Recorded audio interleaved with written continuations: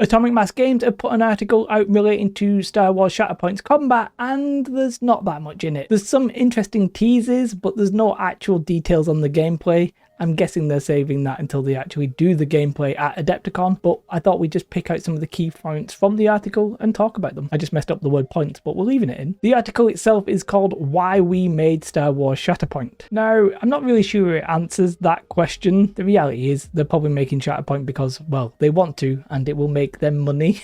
Let's be real. But okay, I do think we get some new images with these articles, which is quite nice. I don't think I've seen this image before, but I actually like it. The contrast here is actually working, unlike the other video that I did a couple of days ago. And then the first thing that really draws my eye is this sentence. And they explained here specifically that Shatterpoint utilizes a distinct system for how and when units activate. So this sounds like it's not just going to be a bog standard alternate activation, it's going to be something a little bit more complicated, I guess, but also maybe more interesting than that. And I guess this sort of sums up what they're going for. The struggle objective system gives a sense of building tension and payoff as the game progresses, creating a very on edge and unique miniature gaming experience. They seem like they're trying to effectively reinvent the wheel here. There's quite a few things it sounds like they're actually pushing that are not very common when it comes to wargaming. I want to point out some of the language here. A game that is always posing the players with interesting questions from the moment a player starts building the strike team. So it sounds like the strike team is going to be your entire faction basically, or the army that you pick. I'm presuming that it is actually just going to consist of 2 squads, but maybe it's going to be more or less than that. I think 2 squads is odds on, right? Because we know you're going to be able to mix and match any faction with like one squad and another, so you can probably mix like Separatists and the Republic together, and you only can do that if you've got more than one squad. But it's interesting that they call it a strike team. So your strike team is probably going to consist of 2 squads, and your squads consist of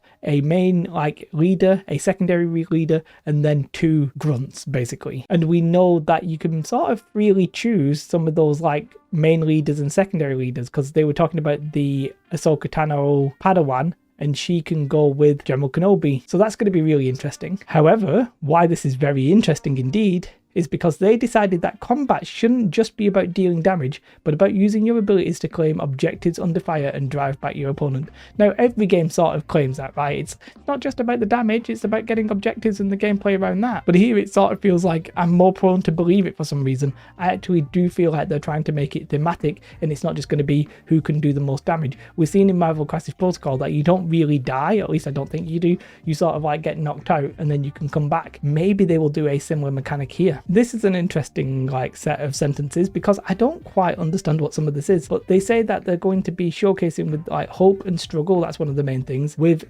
combat trees, board manipulation of attacks and abilities, and a struggle mechanic. So the struggle mechanic I sort of understand, it's going to be like, you know, push and give kind of thing, but I'm not 100% sure what board manipulation technically is. There'll be some like competitive players out there like, oh, it's an obvious that you're going to be able to change the entire board through abilities. Maybe, it just sounds weird to me, and I'm not 100% sure what combat trees are. So we're going to have to learn this information over time, I guess. Then there's some stuff talking about how they want the game to be thematic. You know, they want you to be able to feel like you're playing Luke Skywalker or Ahsoka and stuff like that, and feel like they're actually their characters. Fair enough. Then we have this sentence, which I'm also quite excited about, and it's about the excitement we feel when we watch Asajj Ventress and Obi-Wan Kenobi crossing lightsabers while precariously balancing on a collapsing gantry. Now, the reason that bit's important is it sort of sounds like terrain might be able to be damaged. I know in, again, Marvel Crisis Protocol, you can actually like have the Hulk pick up giant pieces of terrain, not full buildings, but certain pieces of terrain, and throw them about. Maybe we'll see that with like force use, maybe be able to like knock down some of the elevated platforms. Yeah, it sounds really interesting. I wanted the players to feel the pressure of heavy blaster fire as the squads ducked and dodged for cover,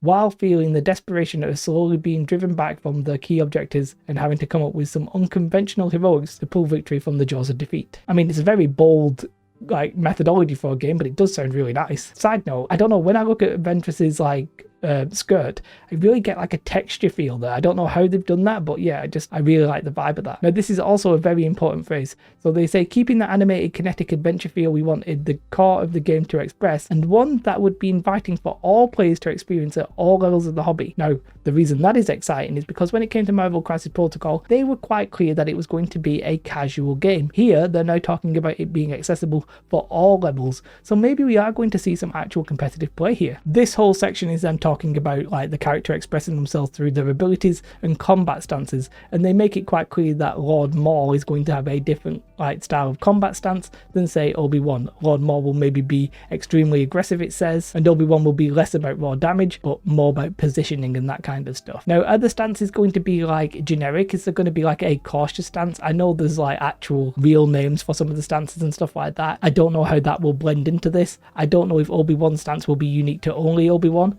or will other characters have that sort of similar stance. We'll find out right in good time. The stances sounds like it's definitely going to be important because it's effectively how you're going to fight with lightsabers. That's going to be a key part of this game. And then this is where I get a little bit doubtful, right? Like what they're promising here sounds crazy because it sounds like, hey, this is a new take on a classic. And I'm like, man, a lot of games have been made in the tabletop industry, but let's see what you've got. So they were saying that Shatterpoint adds some new takes on classic concepts that he hopes will open up the miniatures game to a whole new group of people who may not have necessarily found a right fit with previous miniatures games. He added that for existing miniature game enthusiasts, it brings a whole lot of interesting and different tactical challenges for them to figure out. I mean, that's some bold claim right there. Let's see if it delivers. Then they talk about here something also quite interesting. They considered the breakthrough of how they got the moving and changing objective system to work to be a huge turning point. So it sounds like the objectives in the game are going to change. Now, I don't know obviously how that's going to work, but maybe it's going to be like evolving effectively like card drawing, maybe. So maybe you draw one card and then